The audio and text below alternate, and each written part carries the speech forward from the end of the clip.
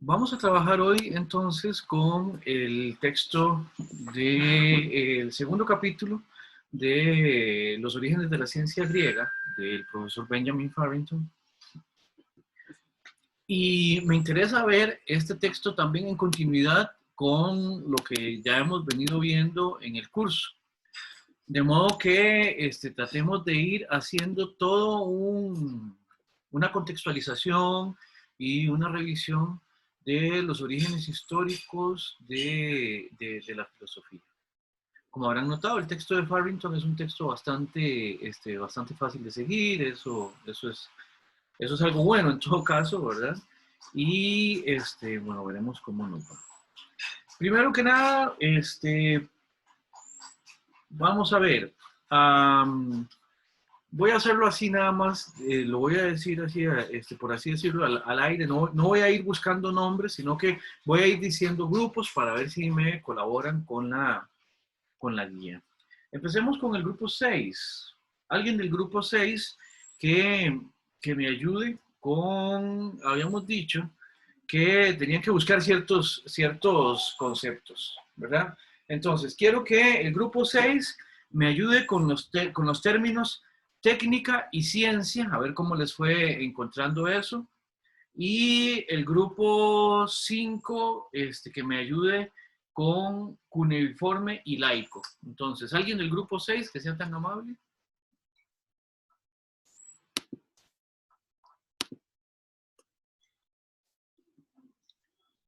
¿No hay nadie del grupo 6?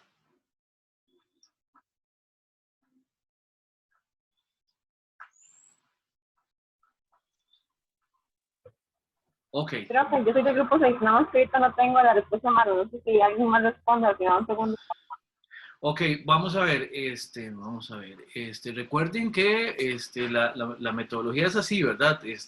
Se supone que yo le puedo preguntar a cualquiera del grupo, ¿verdad? Y cualquiera debería poder responder. Entonces, como para que, bueno, esta es la primera vez que hacemos esta metodología, entonces no hay problema, pero para que todas las personas tengan a mano las respuestas, ¿verdad? Entonces,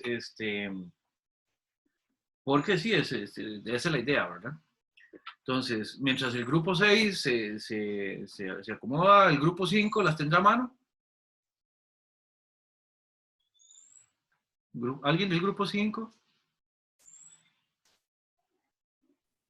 Profe, yo soy del grupo 6. Si quiere le puedo responder sobre las palabras que usted me dijo. ¿Cuáles fueron las que usted me preguntó? Técnica y ciencia. Ok, para técnica tenemos, que ese se compone como por un conjunto de procedimientos, reglas, acciones, procedimientos, reglas y acciones que tienen como finalidad obtener un resultado determinado y útil. Crea conocimientos particulares sin los cuales la ciencia no puede existir. Y, entre otras palabras, es una rama del saber al obtener experiencia. Además, se ocupa del devenir y descansaba en una base de conocimientos empíricos. Y en ciencia, tenemos que el saber humano se ha conseguido a lo largo de la historia por medio de la observación y experimentación. Hay evidencia en papiros de lo avanzada que era la ciencia para la época de las antiguas civilizaciones egipcias, ya que poseía conocimientos médicos muy característicos. Ok, muy bien. Ahora, ¿por qué me interesaba que ustedes rastrearan algo relacionado con ciencia y técnica en este texto? Bueno, el punto es el siguiente. Lo que hemos venido llamando logos o el conocimiento, esa contraposición que hacíamos entre mitos y logos en la clase de la semana pasada, acá lo podemos poner a jugar en función de este conocimiento que en la base del conocimiento filosófico y de la civilización que nosotros tenemos, podemos llamarle conocimiento científico. O sea, vamos a ver, el punto sería lo que en la contraposición entre mito y logos que teníamos en el texto de Mardones, podemos entonces pensar que en el texto de Farrington aparece el conocimiento científico como un heredero digamos, en el largo plazo, o lo podemos identificar, digamos, grosso modo, al conocimiento científico con ese conocimiento que se relaciona con el logos en la explicación del profesor Mardones. O sea, este conocimiento que trata de generar un relato explicativo de la realidad, que siempre cuestiona incluso sus últimos límites, como lo veíamos en la clase pasada, y que no tiene ningún problema con que sus últimos límites se vean desquebrajados, de modo tal que pueda tratar de para poder superarlos, ¿verdad? Ese pensamiento que en Mardones se llamaba el pensamiento que se relaciona con el logos, que decíamos era epistemológicamente fuerte y todo ese tipo de cosas, Farrington lo va a identificar con el pensamiento, con el conocimiento científico. Aquí hay que hacer ciertas salvedades, ¿verdad? Nosotros sabemos que se ha generado conocimiento desde la antigüedad de manera muy, ¿cómo decirlo? Muy eficiente. O sea, ha habido muy buen conocimiento a partir de hace muchísimo tiempo en nuestra historia, ¿verdad? Y eso es importante porque ese tipo de conocimiento se convierte también en una manera de modelar mundo y de explicar mundo. O sea, la ciencia termina siendo una forma de expresión, de interpretación de mundo, ¿verdad? Y eso lo vamos a rastrear también en relación con la filosofía desde la antigüedad clásica. Ahora, la técnica también es importante porque mucha de la evidencia que nosotros tenemos de un conocimiento científico también llevado a una profundidad bastante buena, por decirlo de alguna manera, tiene que ver con los dominios técnicos que había ya en la antigüedad. Por ejemplo, la posibilidad de construir cierta infraestructura como pirámides o, por ejemplo, como todo lo que son los acueductos de diferentes regiones. Eso también lo podemos ver incluso en América, ¿verdad? Nosotros tenemos ejemplos en América del Sur, por ejemplo, el complejo de Machu Picchu, todo lo que son los complejos también en Centroamérica, el complejo de Tikal y todo esto hacia el norte de la región mesoamericana, hacia el sur de México y todo eso. Lo que señala es que hay un conocimiento que se está poniendo en práctica, de manera que no es solo un conocimiento del mundo en general, sino que también es un conocimiento que produce efectos prácticos concretos en esa realidad también, ¿verdad? Entonces eso es importante, eso es importante. Ahora sí, grupo 5, ustedes tenían cuneiforme y laico.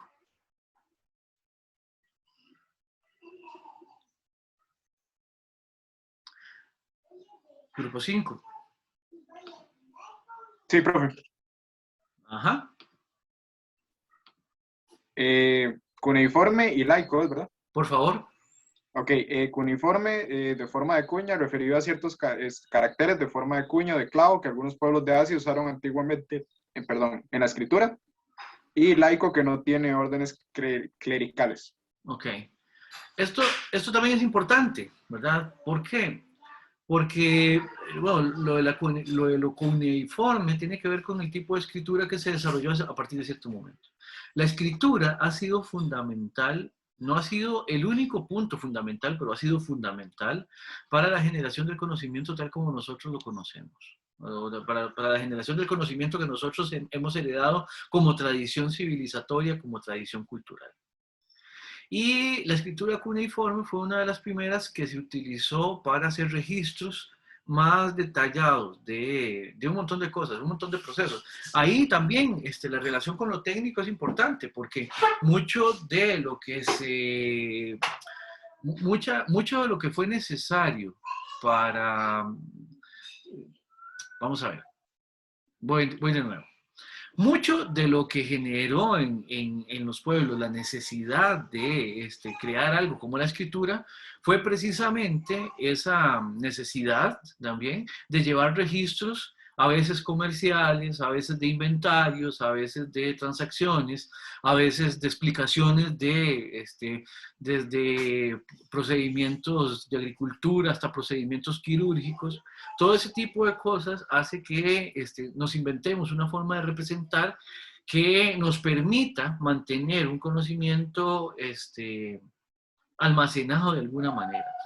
La escritura cuneiforme en ese sentido es una de las primeras que se utilizó para llevar ese tipo de registros.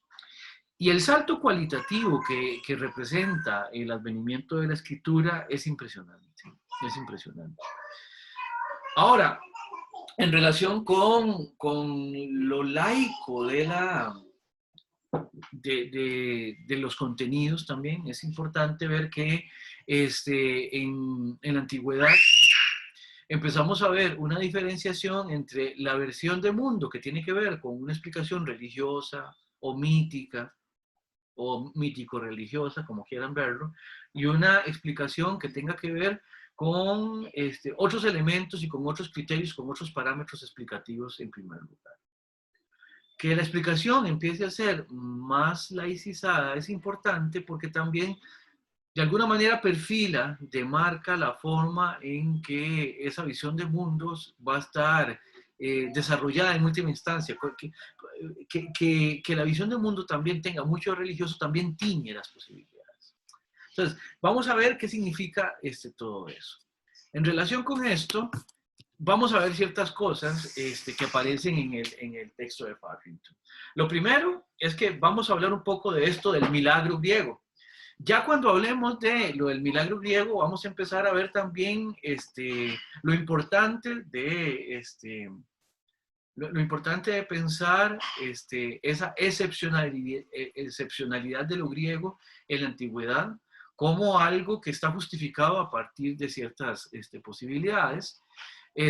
También, ¿qué pasa en Grecia? ¿Qué es lo que está pasando en Grecia en ese momento y por qué es tan importante para la cultura occidental, que es en la que nosotros también nos encarzamos, ¿verdad? Y vamos a empezar a ver las primeras propuestas filosóficas griegas, una pequeña introducción que después vamos a seguir trabajando la próxima semana. Entonces, empecemos con lo siguiente. Tal vez el grupo 4 me puede ayudar con la respuesta de la pregunta 3. Grupo 4, ¿está por ahí? Sí, profe, acá estamos. Ok, en la pregunta 3 les recuerdo, decía que Farrington critica en el texto la noción del milagro griego, así entre comillas. ¿Por qué? ¿Y en qué consiste la crítica de Farrington? Entonces, grupo 4, le escucho, por favor.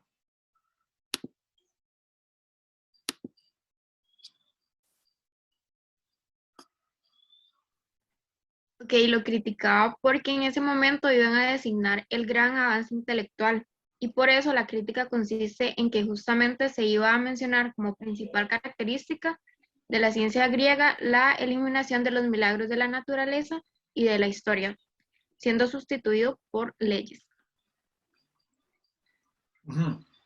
Y ahora, ¿qué quiere decir eso, Valeria? ¿Qué quiere decir que lo milagroso se sustituye por leyes? ¿Qué querría decir eso? Digamos que yo no sé si usted tiene un hermanito, pero digamos que yo soy su hermanito y que yo la escuché ahorita contestándole al profe, a Sanchitos, el profe de filosofía, ¿verdad? Entonces a mí me agarró curiosidad, Valeria, y yo le voy a decir, ¿y por qué se contrapone lo milagroso a las leyes, Valeria? Porque tal vez lo milagroso es como la creencia de que pasó y punto, y tal vez las leyes vienen más a probar de que lo que pasó tiene una explicación más puntual. Ok, eso me satisface, sí, bien, bien. ¿Qué es un milagro? Y ya no le pregunto a Valeria, le pregunto a cualquiera otra de cualquier otro grupo, y ya le doy la palabra a Alondra.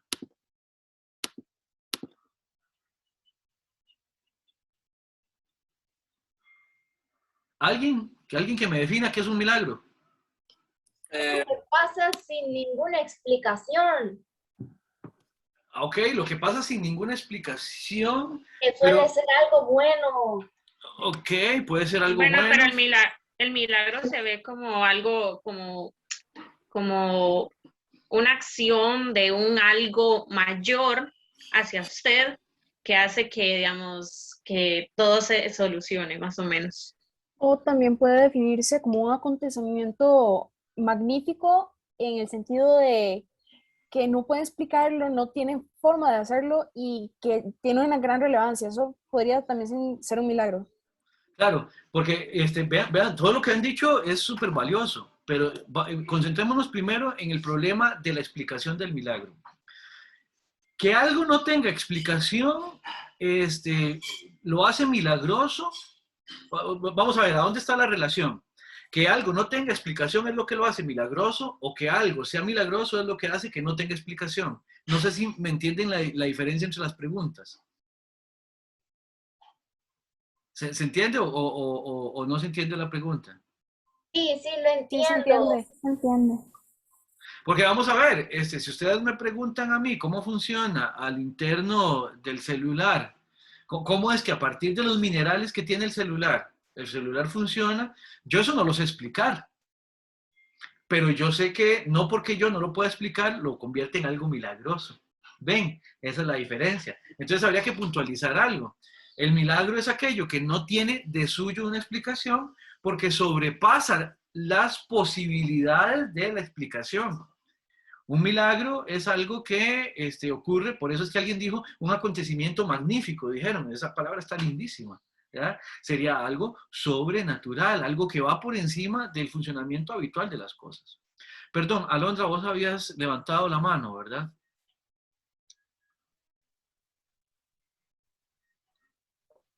Sí, profe, bueno, es que yo quería dar como un punto de vista respecto de esa respuesta.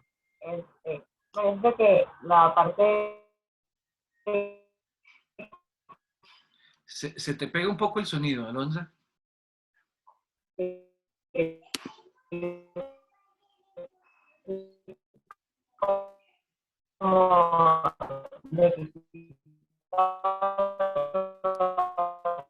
Sí, no, Alondra, no se escucha bien, no se escucha ¿No bien. sería mejor que lo escriba por el chat, tal vez?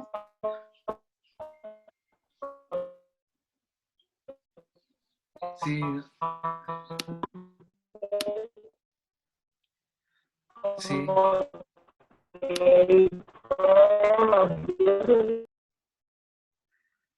Ya.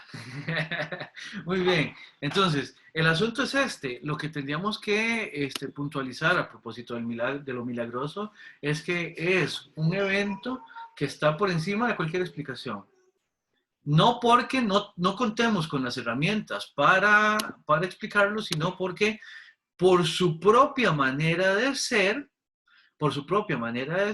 lo milagroso está por encima de lo que puede ser explicado. ¿Se entiende? Entonces, a Farrington, de alguna manera, bueno, entonces, pregunta de nuevo para el grupo 4. Entonces, Farrington considera, y cuando decimos que critica esta noción de milagro, podemos decir que aprueba o desaprueba la noción de milagro griego. Y profe, yo diría que la desaprueba. Ajá. Y ahora sí, entonces, ¿por qué? Es nada más repuntualizando, ¿verdad? Profe, porque Parrington pensaba que todo había métodos para hacer las cosas y no simplemente pasaban por no sé, como por un milagro. Sí, bueno, sí, habría que desarrollar un poco más, pero sí, está bien, Andy. En todo caso, el punto con Farrington es que tiene que ver con lo siguiente, ¿ya? Durante mucho tiempo se entendió que la civilización griega era algo así como una excepción, que habían surgido de una manera extraordinaria y que ciertamente es una civilización súper interesante, súper importante en toda la historia de las civilizaciones, ¿verdad? Pero se tenía mucho esa especie de, ojo lo que voy a decir, esa especie de mito de que de alguna manera los griegos como que a partir de cierto momento, por alguna razón, se iluminaron y nos dieron un montón de productos culturales que todavía hasta hoy son importantes. Desde las matemáticas hasta ciertas técnicas, hasta filosofía, hasta medicina, etcétera, etcétera, etcétera. Entonces, el punto que Farrington está aquí tratando de señalar es que no hay algo como un milagro griego. Realmente más bien lo que hay que hacer es que tenemos que explicar cuáles son los condicionamientos culturales, históricos, sociales, económicos, religiosos, etcétera, etcétera, que están ahí jugando alrededor de Grecia para explicar el surgimiento de lo que hemos llamado el conocimiento, la filosofía, la ciencia griega. A Farrington por eso es como que la palabra sería como que le repugna la noción de milagro griego, precisamente porque no nos permite entonces entender cuáles son los entornos de producción de ese conocimiento que es tan importante para nosotros incluso, ¿verdad? Alondra, muchas gracias por escribirlo en el chat. Tuvimos un terrible problema con el audio. Dice Alondra que antes se creía mucho en que todas las cosas eran por milagros de los dioses y luego entran las leyes de atracción, gravedad, etcétera, etcétera. Entonces ahí se elimina el milagro y ya estaba comprobado, el milagro estaba comprobado por las leyes. Aquí lo interesante es que, bueno, muchas gracias Alondra, efectivamente, lo importante acá es que ciertamente de lo que se trata es de poder generar una explicación.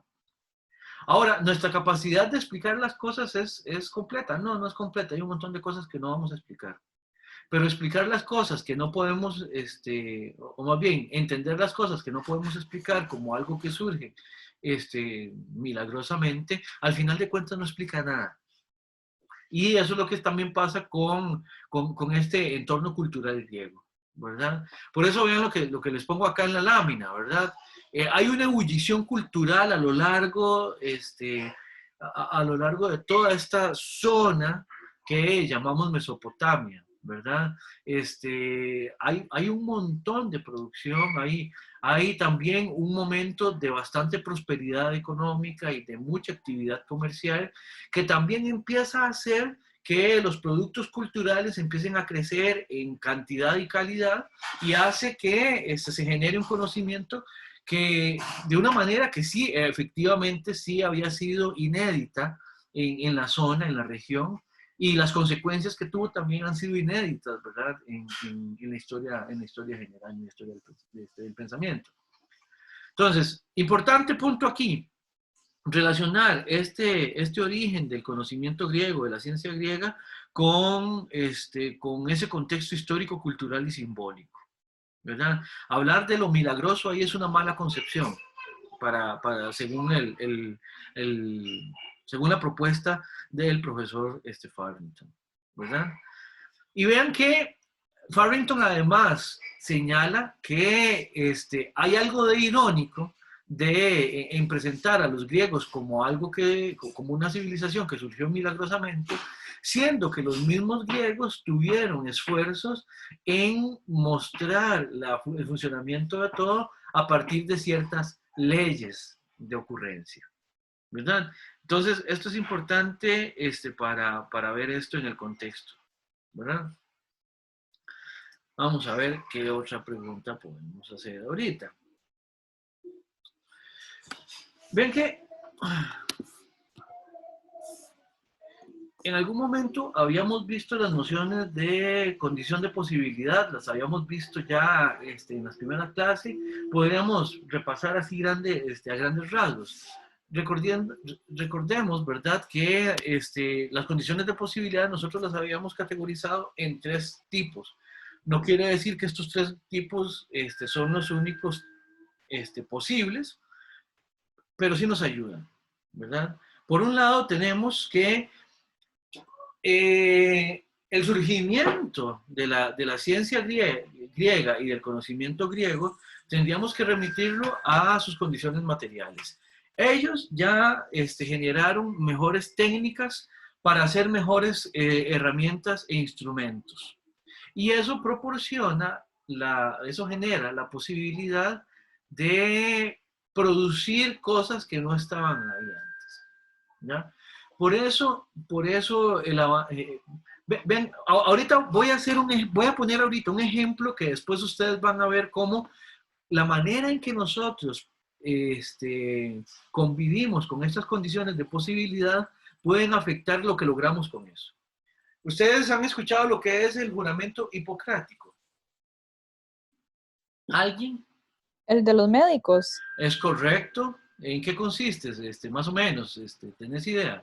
Ahí sí le quedó mal. Creo que es como, no era como algo con respecto a salvar la vida ante toda situación, algo así, creo que es, no sé, no estoy segura. Claro, claro. Es como un compromiso profesional de parte del cuerpo médico, que tiene que ver con los principios de Hipócrates, que fue un gran médico griego. Entonces vean que ya hay un reconocimiento todavía hoy de un gran médico en la antigüedad griega. Y eso es solo posible si las condiciones materiales permiten que, de alguna manera, la medicina avance de una forma que su propuesta, su implementación, sea realmente significativa a lo largo del tiempo. ¿Me explico? ¿Se entiende esto? Sí.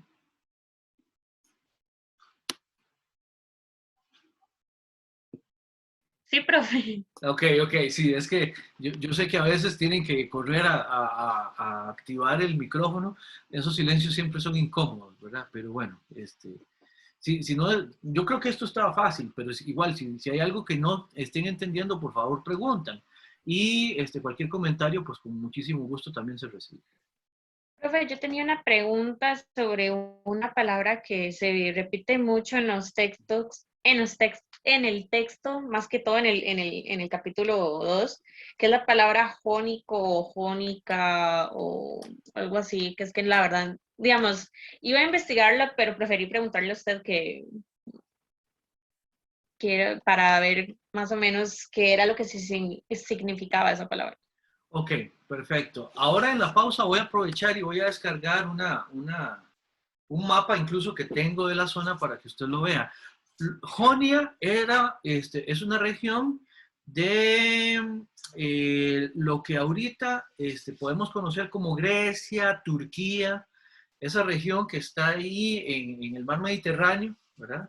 Esa es la zona de donde nosotros reconocemos que surgen una de las primeras propuestas filosóficas. El primer autor, eso lo vamos a verlo ahora y de 8. El primer autor que reconocemos dentro de la tradición filosófica occidental es Tales de Mileto. Y Mileto es una región también costera de lo que hoy conocemos como el mar Mediterráneo. Entonces, Jonia es esa región también, es una región cercana a Mileto, lo que hoy, insisto, lo que hoy es Grecia, Turquía, y jónico es el gentilicio, o sea, es todo lo que tiene que ver con relativo a Jonia. Sí, Tania, más o menos. Sí, profe, gracias. Con mucho gusto, con mucho gusto. Vean qué bonito, vean qué bonito. Esto de las condiciones de posibilidad, con la pregunta de Tania, también me permite hacer otro ejemplo. Esto de la ebullición, yo creo que ya lo habíamos visto, y si no lo habíamos visto, pues se los cuento. Lo de la ebullición hace que todas estas zonas costeras de lo que hoy llamamos la zona mediterránea, el mar Mediterráneo,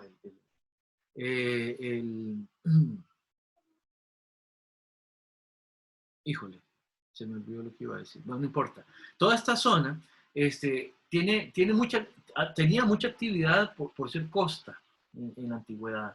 ¿Por qué? Porque generalmente las costas son lugares a donde convergen un montón de actividades económicas, culturales, incluso académicas, lo que llamaríamos académicas o educativas.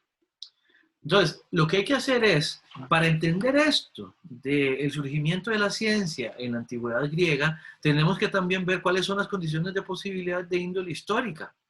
O sea, ¿cómo es que precisamente en esa época se estaban llevando a cabo los avances que se estaban llevando a cabo? O sea, vamos a ver, uno no está de más saber algo de historia en general y en relación con lo que uno va estudiando. Y es bueno saber qué es lo que permite también, por una razón de época, generar ciertas respuestas o generar ciertos productos o generar ciertas explicaciones del mundo en general.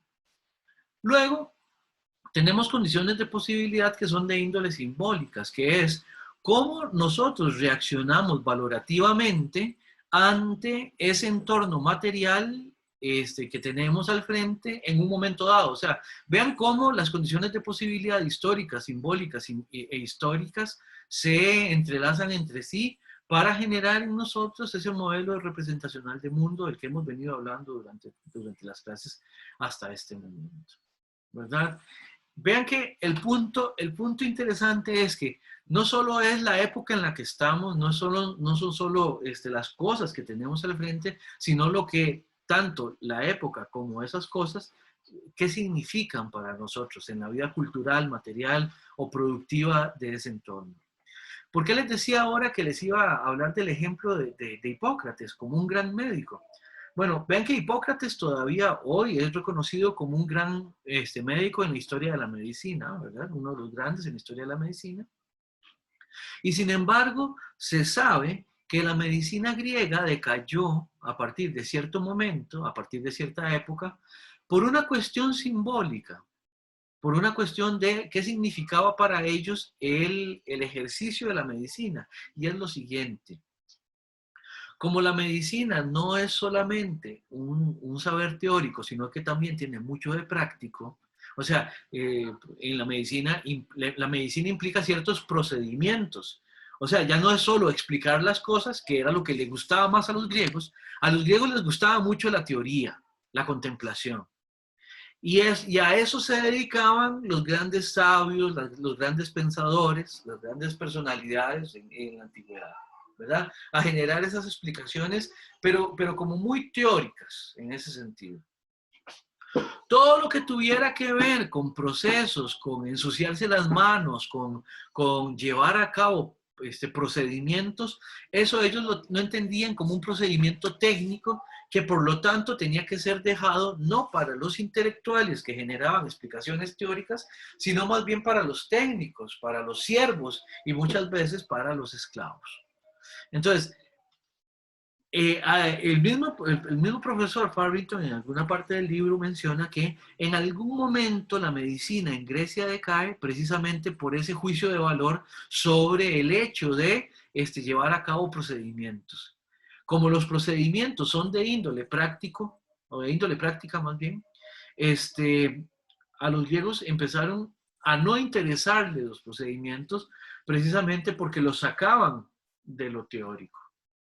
Y eso causó que, aunque en algún momento tuvieron un repunte y fueron muy buenos en medicina, precisamente por lo valorativo de los procedimientos, en el caso del modelo representacional de los griegos, la ciencia médica en algún momento decae en la Grecia antigua.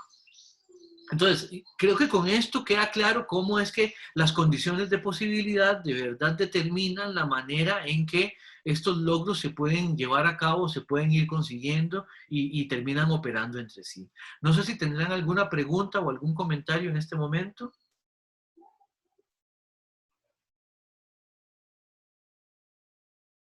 No. Muy bien. Bien, veamos entonces ahora sí, que sigue con... en ese sentido, a propósito de lo que acabo de decir, tal vez el grupo 1 me ayuda con la respuesta de la pregunta 2, si es tan amable. La respuesta 2, mientras el grupo 1 se acomoda, tenía que ver con que Farrington afirma que, y esto es la cita de la página 10, que yo les mandé también un mensaje por mediación a propósito de esto. La conexión entre ciencia y técnica en dichas culturas fue muy estrecha, en la egipcia y la mesopotámica. Es verdad que el objetivo práctico de la técnica puede distinguirse de la finalidad teórica de la ciencia. El técnico quiere hacer algo, el científico quiere conocer, pero nos hemos dado cuenta de que la mejor prueba de que nuestro conocimiento es verdadero es que nos posibilite hacer algo. ¿Cómo relaciona Farrington la necesidad de resolver problemas prácticos con la generación de explicaciones teóricas? Grupo 1, si es tan amable. Bueno, profe, a mí me tocó responder esa pregunta más que todo Entonces, más o menos es la explicación que yo le di. Ok, por favor. La relación de esos problemas prácticos con la generación de explicaciones teóricas se lleva a cabo de la interpretación de Benjamin Farrington, debido a que lo práctico conlleva desencadenar una finalidad teórica, que nos explique en su mayoría las posibilidades de logro y ejecución de conocimiento. Y según otros, Benjamin Farrington asegura que es necesario generar problemas prácticos que nos permitan el desencadenamiento de explicaciones teóricas que sean coherentes y concisas. Y explica que existe una estrecha relación entre los fines de estos.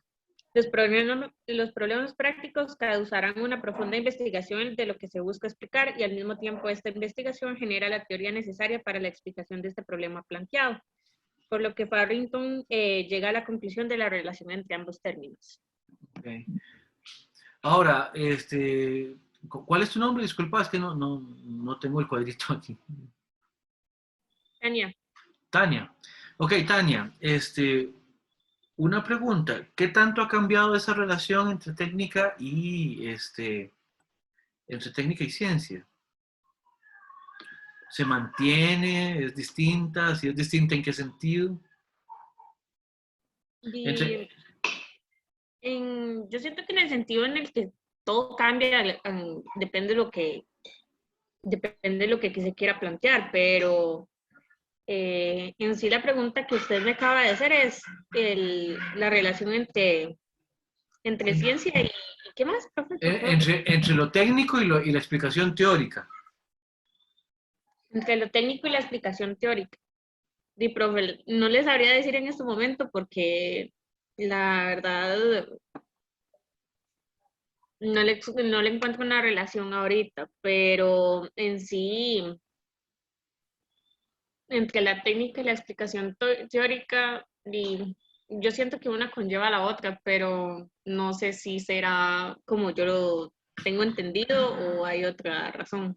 Bueno, me gustaría retomarlo a partir de ahí, de que una se relaciona, de que una lleva a la otra. ¿En qué sentido? No sé, ¿alguien más que quisiera colaborar? ¿Qué opinan? No, Por favor, profe, Milena. ahora... Ay, ok. Ok. Bueno, Milena y después deciré. ¿Está bien? Okay. Vea, profe, cuando hay algo nuevo y, digamos, una persona quiere demostrar eso, algo nuevo, pues tiene que, ay, ¿cómo le explico? Alguien quiere inventar como, vea, profe, alguien quiere inventar algo, digamos que para curar algo, ¿verdad? Nadie le va a creer a menos de que lo haga y lo vean, haga la acción. Entonces, de ese modo, ya se puede comprobar que es cierto. Ok. Así cuando... Ok. Sí, ok, está bien. Ahorita comento esto, démosle también el espacio de decir.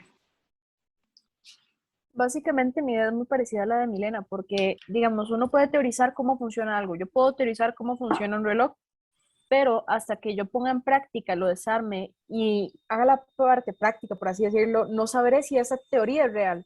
Entonces, básicamente, ahí es donde uno liga práctica y teoría. Entonces, ese es mi punto de vista. Claro. Y de eso se dieron cuenta ya en la antigüedad. Es importante hacer una explicación general de las cosas, pero esa explicación general también es posible a partir de la observación que vamos haciendo de cosas muy particulares, de cosas muy puntuales. Vean, por ejemplo, nosotros ahorita estamos en un programa mundial de vacunación como no se había visto antes, ¿ya? Y hace un año no teníamos vacuna. ¿Qué es lo que pasa? Tuvieron que empezar a ver, bueno, cómo es que se comporta el virus, qué tipo de características tiene, y en función de su comportamiento y sus características, había que, con el conocimiento general que se tenía, entonces perfilar cuál era la mejor manera de atacarlo. La realización, propiamente hablando, el logro material de tener vacunas contra esta porquería de peste que nos está azotando al mundo, ¿verdad? Esa posibilidad es técnica. Pero no puede ser solamente técnica sin un conocimiento teórico, científico, general que lo respalde, que la genere. Y eso A ver, a que no adivinan a dónde inicia. En la antigüedad. Ya en la antigüedad. No sé si a ustedes les parece, o si ustedes alguna vez han tenido la idea de que es que, bueno, sí, los griegos, hace tanto tiempo que quién sabe, que a veces a ciertas culturas se las ve como tan atrás en la historia que se las considera también atrasadas en el conocimiento. Y eso es un súper prejuicio. Por ejemplo, si quieren ver ese prejuicio en acción, sintonicen History Channel, donde no pueden explicarse algo como la construcción de las pirámides sin la intervención externa, tan externa, que es externa incluso del planeta y de la galaxia casi prácticamente. O sea, si no pueden explicarse sin la intervención de extraterrestres las construcciones de las culturas antiguas. ¿Por qué? Porque hay algo así como un prejuicio de que en esa época no es posible, parten del hecho de que no es posible que hayan generado la tecnología para hacer esas construcciones. Ciertamente tenemos ahí un problema explicativo porque realmente no sabemos a ciencia cierta cómo se habría podido hacer eso con las herramientas con las que contaban. Pero partir del hecho de que no se podía simplemente porque el conocimiento en ese entonces era rudimentario, eso es un prejuicio pero demasiado fuerte y demasiado injustificado, ¿verdad? Y eso lo señala el profesor Farrington de una muy buena manera. Como la importancia de estas explicaciones técnicas y científicas surge en este contexto cultural que llamamos antigüedad clásica, desde Babilonia hasta los griegos. O sea, yo no sé, a mí esto me apasiona, porque vean lo importante de esta herencia cultural. Para bien o para mal, con sus pros y sus contras, esta herencia cultural también nos ha pasado muchas facturas, pero no cabe duda de que ha sido algo, esa impronta cultural, civilizatoria que ha puesto, es de una riqueza que uno no puede cansarse ni terminará nunca de reconocer, ¿verdad? Bueno, al menos eso es lo que a Sanchito le parece. Bueno, no sé si tendrán alguna pregunta, algún comentario, alguna duda, no sé, cualquier cosa, antes de irnos para la pausa, y si no, entonces nos vamos a la pausa. ¿Algo? ¿Una pregunta? ¿Comentario? Entonces, ¿mi explicación estaba mal o...? No. El asunto es, lo que pasó es que lo que sí quería era que, o vamos a ver, el punto es, trato de ampliar la pregunta para que no sea solamente la respuesta que ya dieron en el documento que ustedes entregaron o que están por entregar, sino que también hacerlos pasar por la necesidad de explicar un poco más. No es porque estuviera mala, sino porque de todas maneras les voy a pedir que expliquen un poco más, también para escuchar una explicación con sus propias palabras. ¿Se entiende? Sí, profe, está bien. Perfecto. ¿Alguna pregunta, comentario? Profe, yo tenía una pregunta, pero para cuando volvamos mejor. Bueno, nos quedan 2 minutos como para ir antes de la pausa. Si quiere, adelante, por favor.